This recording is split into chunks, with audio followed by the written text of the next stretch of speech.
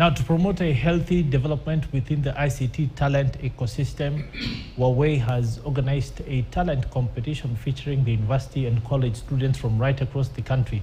Now, Kelly Boss is at the event and is standing by to bring us up to speed. Good afternoon, Kelly. Bring us up to speed with the latest. Well, a very good afternoon to you. We are at the Huawei Kenya ICT Summit and Talent and ICT Competition Awards.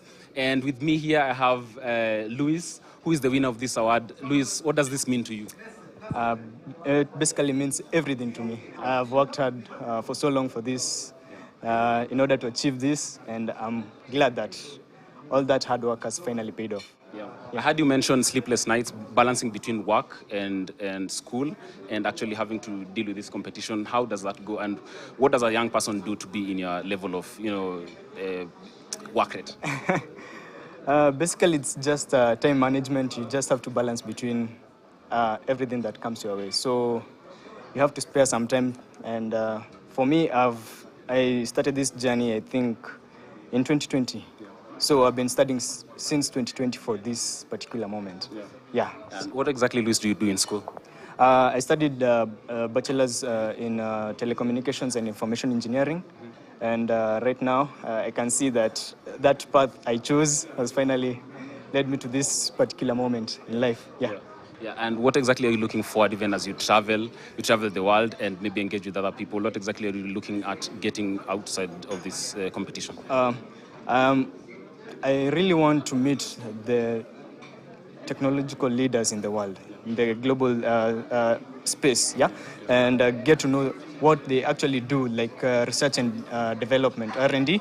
I want to see how they come up with such solutions. I want to see the global tech space, how it looks like. I want to improve more in my skill set and see where it will take me in life. Yeah, and this is obviously powered by Huawei, because without partnerships like this, it's so hard to achieve such level of,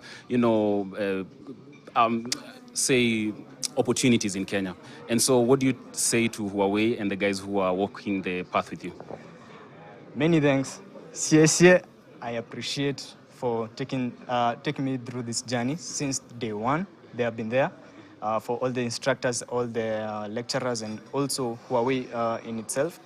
And as I was still an intern, they still held my hand and they got me through the hardest times that I've, this journey is not easy. It's not easy. Yeah. Well, also with me is Lydia Wakonyu, the Huawei Sub-Saharan Africa ICT Talent Manager. Lydia, what is the aim of such competitions? The aim of such competition is to cultivate the best ICT talent in our Kenyan country and Southern Africa as a whole, and therefore present these talents to the ever-evolving ICT industry, because they need these cutting-edge technologies to be able to thrive in this ever-changing ICT technology and ICT space. Right. I heard Kenya dominates. What is special with Kenya? Kenya dominates because, like I said, the 4 pillars. We don't just train students, we also train and absorb them into our ICT industries, that is our Huawei partners, Huawei customers, etc. So that's why it stands out. And from these, the students are able to get a lot of motivation because you're assured of an internship opportunity or a job opportunity after you finish this competition. And from there, when they get this motivated, they're able to do well. And as we speak, in Sub-Saharan Africa, Kenya has the most teams going to China for the global finals this year. Right.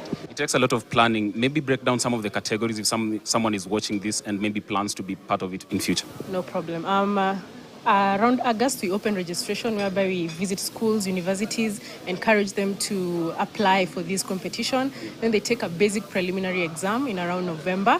We take the top from the preliminary exam to the national finals in December. And from there, we take the regional finals, the top from the national finals to go to the regional finals in February. And finally, May, every year we have the global finals in Shenzhen, China. So it's just a matter of studying hard and making sure you're the top cream in every level, and you'll make it to China. What gets you going, Lydia, in leading such a, maybe say a generational type of competition?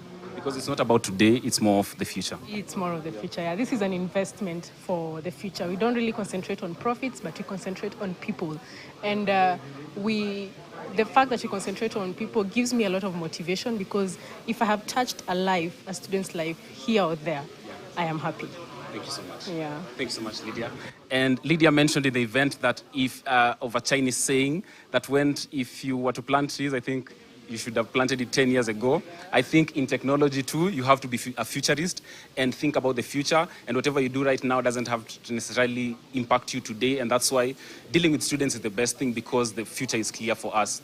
And in Kenya, of course, the digital footprint is very important, and the government has a very good posture in the digital space. And we're looking forward to seeing how Luis and his team are going to do in China, and we'll follow up on these stories. But for now, back to you in studio.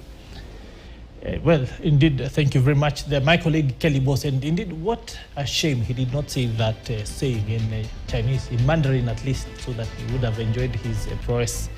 We want to go on a short break, but when we come back, we still have the conversation around the, substitutes and alternatives to combustible tobacco, and of course, the conversation around the economy. That continues here in just a couple of minutes.